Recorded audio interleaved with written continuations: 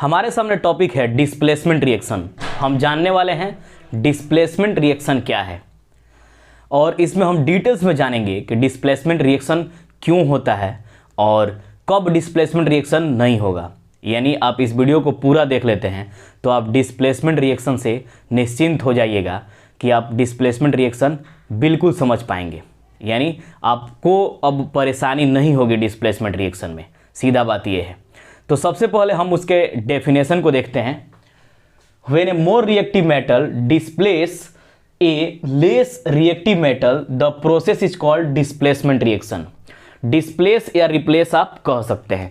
यानी more reactive metal जब less reactive metal को उसके कंपाउंड से रिप्लेस कर दे, डिस्प्लेस कर दे, तो उसे हम क्या कहेंगे? डिस्प्लेसमेंट रिएक्शन कहेंगे। जैसे CuSO4 plus Fe to form FeSO4 plus Cu। यहाँ ध्यान से देखिए, CuSO4 अगर Cu और Fe में कंपेयर किया जाए तो इसमें से Fe क्या है?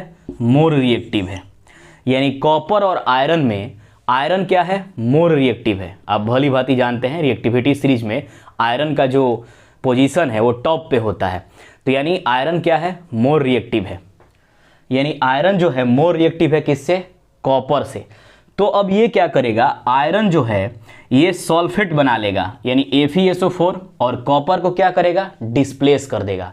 उदाहरण के तौर पे हम समझ सकते हैं, अगर हमसे कोई कमज़ोर है तो उससे हम कुछ भी ले सकते हैं। यानी हमसे कोई अगर वीक है तो उससे हम कुछ भी ले सकते हैं। यानी वो अब वो चीज़ मेरे पास हो जाएगा। सेम उसी तरह से कॉपर और आयरन में कॉपर क्या है? वीक है।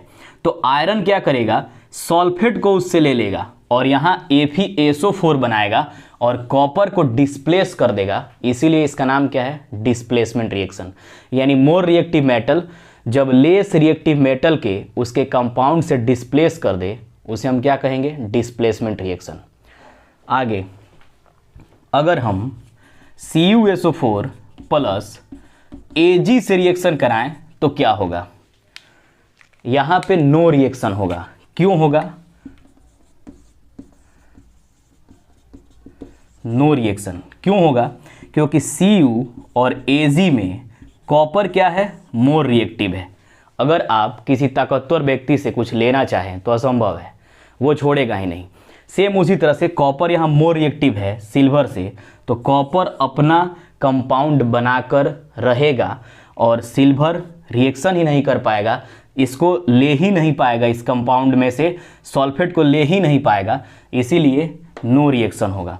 इसका सीधा आंसर होगा कि जो सिल्वर है लेस रिएक्टिव है कॉपर से, इसीलिए यहाँ पे क्या होगा? नो रिएक्शन होगा। मुझे आशा है कि आप बेहतर समझे हैं। मिलेंगे फिर नेक्स्ट वीडियो में।